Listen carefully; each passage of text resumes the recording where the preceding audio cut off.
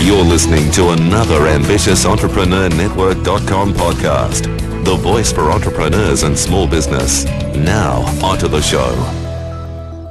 Welcome to Smart Connect Podcast, the podcast for small to medium-sized enterprises. Join your host, Annemarie Cross, as she interviews business experts and industry thought leaders on best practice initiatives, innovation, and insights to help you grow your business. Now, over to your host. Welcome to Smart Connect Podcast, where you'll hear from business specialists and advisors on best practice benchmarks to help you build a profitable SME. Now, joining me on today's show is Brenda Thomson, and Brenda is the CEO of Smart Connect Alliance, the leading authority on the benchmarks of business best practice for fast-growing, profitable SMEs. Brenda, welcome again to the show. Well, thank you for having me, Annemarie. It's great to be here. Look, it's going to be an amazing show today because we're talking about best practice benchmarking. Do you want to just share with everybody who's been listening to the show, of course, over the number of weeks and months that we've been sharing other great interviews from other Smart Alliance members, lots of different areas of focus. But from now on, each show is going to be focusing on a best practice benchmark. Why is this so important and why are we doing this? It's an exciting new project that Smart Connect is now embarking on, yes? Yeah, absolutely, and it's I guess it's been an evolution because we've got so many amazing specialist experts as you've been interviewing over the last few months, and I was looking for a way to actually bring them all together in some common form, and that's where we came onto the idea of best practice benchmarking as being something where we could pull all of those amazing specialists together in a common theme that would give SMEs a total framework and a dashboard for how to build a best practice business. Because if you think about SMEs, if they're in business, then if they're going to stay in business, hopefully they're really darn good at what they do, at their products and services. But being really amazing at delivering your products and services doesn't necessarily make you an amazing best practice business. I mean, we're all aware of fantastic products and services that just disappeared because the business owner wasn't any good at running a business. And then you've got the other end of the extreme where you've got businesses that have grown to be mega multinationals. I mean, Golden Arches kind of springs to mind, but we won't rave about the products and services, but look at the quality of the systems and processes. It's the business systems and processes that have driven McDonald's. Yeah. So when we're looking at best practice benchmarking, we're looking at all the things that will actually enable an amazing product and service delivery company to be an amazing business, because that's where they can become fast growing and highly profitable rather than struggling with why on earth isn't my fabulous product or service actually going anywhere? Yeah, and what I love about what we're going to talk about a little bit later on is a tool that you have created. And often we'll find, as you said, we are very good in some areas of our business, but unfortunately because there's lack and there's gaps in other areas, we're just not able to grow our business to the level that we want, and certainly are not able to sell it down the track because of the fact that we don't have the right things in place. So best practice benchmarking, tell us what it is and how is it different from, say, statistical kind of benchmarking, which of course we're far more familiar with. Yeah. Okay. Well, if you think about benchmarking, there's really four broad categories, and I'll take you through them from the easy to the hardest. Probably the easiest form of benchmarking is really internal benchmarking, and I guess any decent business is doing some form of internal benchmarking. They just don't call it that. That's things like looking at your internal numbers, your internal goals, your internal costs of customer acquisition, your internal sales targets. All of those things are actually benchmarks. So any business worth its salt is actually looking at how they do things internally and then comparing them against benchmarks. So if our average sales, our benchmark sales for the month are 5 million, then you're comparing yourself against benchmark each month to try and to exceed it. That's probably the easiest, that kind of internal benchmarking. And it also applies for things like franchises. Franchises can do internal benchmarking from one franchise to another. So I mean, that's why they run things like competitions, which is the franchisee of the month. So they're actually looking at the way things are done internally, which is easy because you've got the numbers, you've got the statistics, you've got the processes. So that's your easiest sort of benchmarking. Then the one that we all sort of probably think about when we hear the word benchmarking is all of the kind of numbers sort of stuff. It's really industry benchmarking. And you can pick up these numbers from the tax office or from your accountant. It's things like, in your industry, cost of sales as a percentage of turnover ought to be around X. And that's fine. You look at that and you go, okay, so if cost of sales ought to be around X, that doesn't tell you anything useful about how to get your cost of sales down and X up. It just tells you where you are against an average. And if you really think about averages, they're not really incredibly useful because they don't tell you anything about range. Just as another example of an industry benchmark, I use SurveyMonkey, and SurveyMonkey tells me that the industry benchmark for open rates on emails in my industry is 27%. Okay, so I think that's nice. And then it tells me I'm getting 54% open rate. So I can go, oh, aren't I clever? But it doesn't tell me anything about how I got 54 versus 27. It doesn't tell me anything about how to get above 54 up to, I mean, the range could be from 90, well, it's probably from 99% down to 1%. It doesn't tell me any of those things. So again, it's easy to do. There's anywhere where you can go. We can get a huge collection of numbers, and there's lots of places putting together those huge collections of numbers, but really it's statistics, so it's not terribly useful and exciting. No. In fact, I think you said to me the other day, that benchmarking stuff's boring. Yeah, it's kind of. and yeah, I mean it's also not very exciting because you can't do much with it other than go, oh, aren't I clever, or oh, darn, you know, like if my benchmark for my emails was 54 and I was at 27, I'd be feeling pretty damn depressed because I wouldn't have any idea how to do anything about that. So it's not useful in that sense. Yes. Then we sort of start to move to the harder ones, and this distinctly harder one, but the one that again probably more bigger businesses use, and certainly businesses that are in highly competitive markets, is exactly that, competitive benchmarking. So competitive benchmarking is really, and we'll try and keep this honest and ethical, but it's when a company compares their products and services with another company's products, same type of products and services, and tries to figure out how they can be more competitive. So it includes things like reverse engineering. So you might go and buy a rival's product and pull them apart and try and work out why they're better than yours. Or you might look at their features and benefits, and then you look at your own features and benefits and go, okay, how can we improve ours? Lots and lots of companies do it. In fact, probably the very first example of benchmarking in business, as opposed to the traditional meaning of the word benchmarking, which was a line drawn in a bench to measure surveyor's rods. So the very first sort of serious example of benchmarking in business was Xerox in the 1970s, when they were selling far less and at far less profit than their competitors in the photocopier market. So they went and looked to see what they could do to improve that. So that was really significantly competitor benchmarking. But they also, and this is where it gets really interesting because this is what moves us into best practice benchmarking, they didn't just look at what was the difference in their photocopiers because they were making better copiers. They actually then started to look at processes. And this is where we move to best practice benchmarking, because what Xerox found was that their ratio of indirect to direct staff was twice that of their direct competition. It's a staffing issue. They had 9 times the number of production suppliers, so the supplier issue. Their assembly line rejects were in the order of 10 times worse. That's an operations issue. Their product time to market was twice as long, another operations issue. And their defects per 100 machines was 7 times worse, all operations issues. So they then took examples from that, from outside the photocopier market, and they went and looked at completely different markets. So they looked at a sporting store warehousing. They looked at all sorts of things that other people right outside their field were doing and got to best practice. And that's what best practice benchmarking is all about. So it's totally about, it's exactly as the name suggests. It's looking at what are the best practices across generic functions. So you can actually find the most effective business practices. So it works in operations, which were a lot of those Xerox examples. It works in branding, marketing, sales, financial management, technology, HR, risk management, strategic planning, all of those things. There are best practices.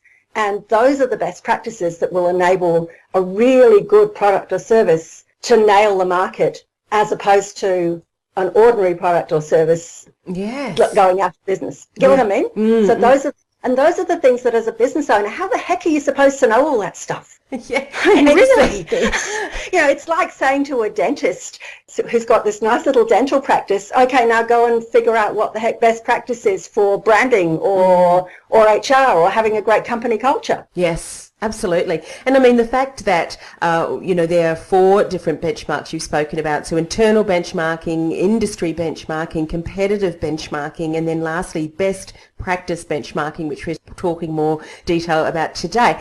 Someone may not really have heard about that, a business owner, so let alone knowing, okay, if you can have it across a number of functions, of course, across your business, what does each involve? But let's talk a little bit more about the benefits of best practice benchmarking, because I know as business owners and SMEs, we're very busy already in our day-to-day operations, overseeing team, all of that. So, what is the outcomes? What are the benefits that we could start to see once we start to recognise what these best practice benchmarks are and then implementing them within our businesses? And it's a really good question. I think going back to that Xerox example kind of really shows what they're likely to be. But most of those examples were very much in the operations space. Yeah. But if you think about what we've done as an alliance in the Smart Connect Alliance is we've actually identified that what are the core pillars of effective business. So we've got branding, marketing, sales, customer relations, HR, technology, risks, systems, operations. Probably missed a couple. Anyway, but we've found those 11 pillars. And across those 11 pillars, if you think about, take branding as an example. If you want to build a really fast-growing, successful business, you're going to have a brand that cuts through. Yeah. And if we go back to that dentist example, how the heck does a dentist know how to create a brand that cuts through? But if you've got a brand that really cuts through, then you're going to be able to stand out in the marketplace. And standing out in the marketplace is going to mean you're going to generate more leads, you're going to generate a tribe of people who love you, all of those kinds of things. So example number 1 is clearly about becoming far more competitive. Then if you look at marketing in the same space. So if you're cutting through on best practice marketing, and marketing is an absolute nightmare for most small businesses. They've got no idea about marketing and what's best practice, and people get inundated with, oh, you should do Facebook, or you should do LinkedIn, or why aren't you doing podcasts, or are you doing Google AdWords, or your Google AdWords aren't working well, that means they weren't right for your business, but was it that you weren't doing them right? All of those kinds of things that they get overwhelmed with, where if they actually know what best practice is, and then that best practice can be honed down into best practice in their industry, then you start to know you're doing the right things. So that's obviously, if you know you're doing the right things and you know you're doing the right things correctly, then that's obviously going to improve marketing. Yeah. And then if you're looking at best practice in terms of sales processes, then you're going to improve your sales conversions. If you're looking at best practice in terms of financial management, and that's another nightmare area for SME businesses. So many of them have got no idea about their numbers. But if you actually start to look at best practice in terms of understanding your numbers, I remember a few podcasts ago, Stuart Clark was talking about being really tight and being really nailing all your sort of planning things. Stuart also wrote a really, really good article on costs of products, and the fact that you can actually send yourself out of business if you don't understand the cost of your products, and that maybe it might be important to actually reduce your sales because you might actually be selling yourself out of business. Yeah. But if you don't understand those numbers, then you don't know that. No. So you've got all of the stuff around managing your numbers, reducing costs, becoming more efficient, improving staff skills, using technology more effectively. I mean, how many SMEs don't understand how to use technology effectively? It's more reactive, isn't it? More reactive, and certainly not proactive. Got best practice benchmarks, then you can actually look at where the people who are doing this effectively are sitting, whether you're sitting there or whether you've got a way to go. And if you've got a way to go, then you can also start to prioritise, because you can look at, okay, is that likely to be having a big impact or a small impact on my business right now? But when you don't know what you don't know, you don't know how big that impact is. Oh, that's right. That's right. And so often as business owners, we're experiencing the downturn or the problem or the challenge, but we often end up fixing incorrect areas, because had we put in place benchmarks, these best practice benchmarks, we would know that the reason we're not generating sales is because 2 or 3 steps before that there was a massive big gap that our team wasn't doing, and then we can start to monitor, okay, well, where is this, where is the cog in the wheel not working well, but as you said, if you don't have something in place, there's nothing to measure or monitor, and if we're not measuring and monitoring, we can't change to improve. Yeah, absolutely. Benchmarks give you this sort of the entire dashboard of the car. Yeah. Because you can see where the red lights are, where the orange lights are, where the green lights are. You can see how you're performing right across that dashboard. And at some point in time, you might decide, oh my gosh, I'm getting low on fuel, but that's okay, because I know the service station is around the corner. But right now, I've got to deal with that accident over there. So really, to answer the question, what are the benefits? Well, if we want to build profitable, successful businesses that we can sell, we really need to have best practice benchmarks in place. Absolutely. Yeah.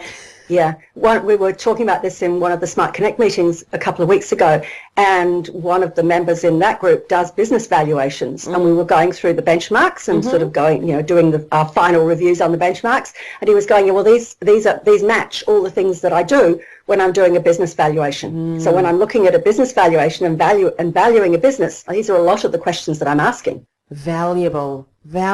Extremely. So that leads me to this next question then. If it is so valuable, and we've just confirmed it is, why do you think many more SME businesses are doing it or not doing it? Because it's so darned difficult. It's like most big businesses do it across all types of companies, private, public, non-profit. You see government doing it. But those companies have positions or offices in their company in charge of benchmarking. You've got information officers, data analysts, business analysts, market researchers. You've got all of those people doing these things. Are you a poor little SME business owner? It's just like, how on earth do you find the time and the resources to go and figure out what a best practice is? How do you even know where to go to find out what a best practice is? And there's so much information on the internet. How many articles do you see every day that tell you the 10 most important things to, or the 10 ways to, or the 10 things every business owner needs to? Yeah. Now they're all in a sense pretending to be benchmarks, but they're all over the place. So you're just absolutely overwhelmed with that stuff. So you don't have the time and the resources. You don't know what's real and what's not. You don't know where to go or how to do it. And when you've got all of that, how do you know which bits you haven't included? Because you don't know what you don't know. There's no way that the average SME business owner is going to find time to do this. Yeah, absolutely. And that's the huge loss. If they've got a business coach, for instance, that's a good start, because the business coach will give them sort of like breadth. Yes. Or they can go to a specialist advisor, and the specialist advisor will give them depth on a particular pillar. They might go to a branding consultant, and if they're a good branding consultant, they'll give them all of those branding benchmarks, and they'll help get them there. But they're either going to get breadth or depth, and that's by going to external consultants. Yeah.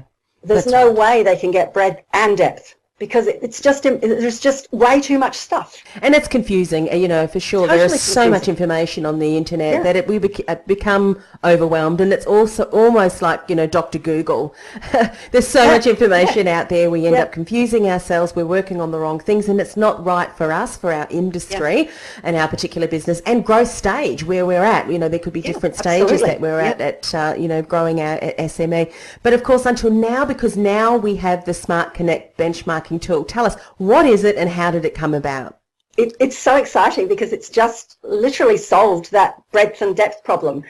Because we've got 36 specialist advisors across all of those pillars. And so basically what we've done is we've created that dashboard. We've got, out of the 11 pillars, I think we've got something like 45 or 46 benchmarks. What we've developed on each of those benchmarks is, first of all, there's a benchmark, which is a statement of best practice. It's very short, it's very sharp. It says this is best practice against this benchmark. Then underneath that, we've got just a very brief explanation of why it's important. And then underneath that, for every benchmark, we've got a checklist that you can assess yourself against to see whether you meet it. And then moving on from there, we're going to be doing, as we were talking about earlier, we're going to be doing podcasts around then how to meet each benchmark.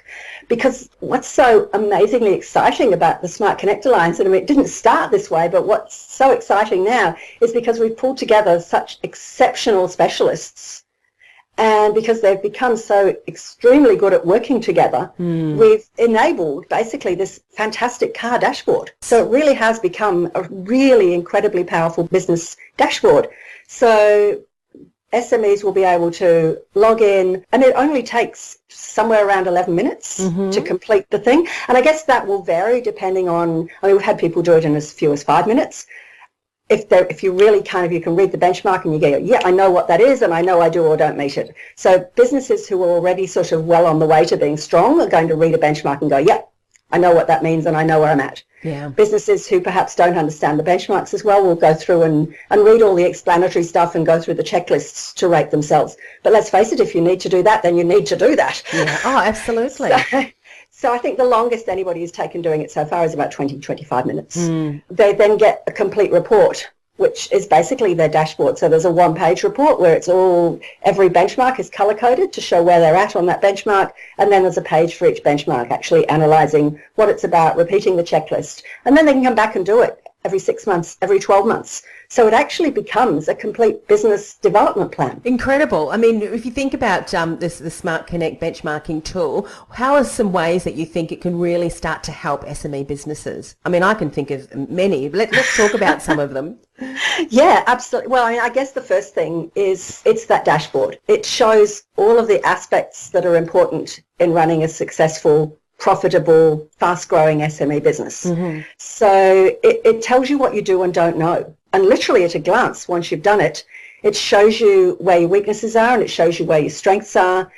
And if that's included into your business planning process, and that's one of the benchmarks is actually having a business planning process, is if that's included then into that business planning process, it provides you with an ongoing continuous improvement strategy. And it enables you to see if you look at it in terms of your business goals and the things you want to achieve in any given period of time, it lets you look at those benchmarks and go, do I have the strengths here to do that? Or am I going to need to go and pull in some expertise before I'm going to be able to nail that. So it enables the planning process incredibly strongly. It's really, really powerful at enabling a planning process. And it enables you to understand sort of why your business might not be as successful as you would want it to be. It enables you to see really where the gaps are. So that to me is the really, really powerful bit of it.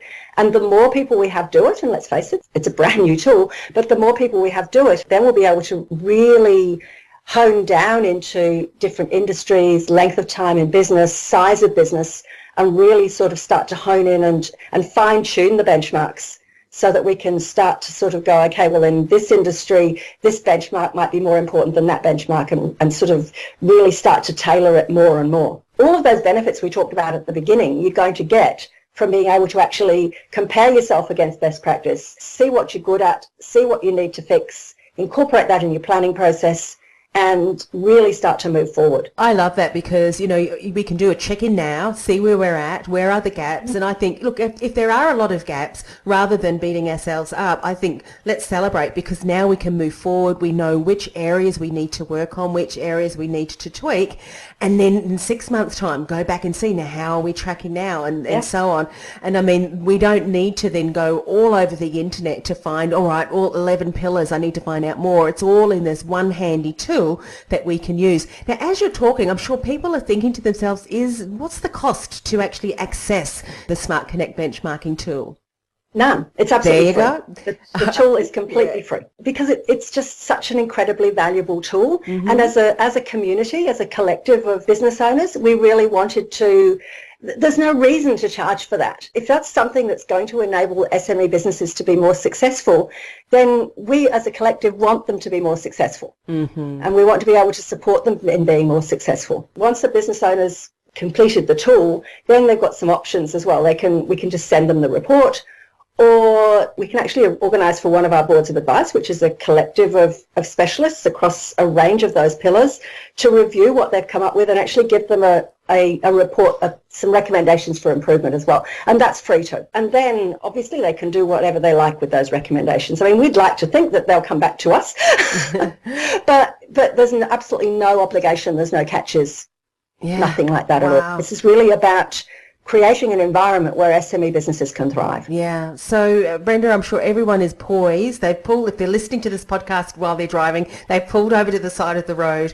ready to find out what's the URL, how can they access this benchmarking tool. Okay, so the URL is smart-connect.net.au. The hyphen is important. So smart-connect.net.au. Fantastic. So any last insights before we finish the show? Just get on there and use the tool and see where your business is at and work out what you're going to do to make it, to really be able to take advantage of the awesome products or services that I'm sure you're already doing, so that you can grow and thrive as a business. Yeah, I think it's important, isn't it? Particularly too when we consider just how competitive, how noisy and cluttered the marketplace is, particularly when we're thinking about online, that, you know, a lot of these best practice benchmarks are really going to support our businesses in defining, you know, our cut-through message, how we're going to position ourselves, how we're going to continue to build sustainable, profitable businesses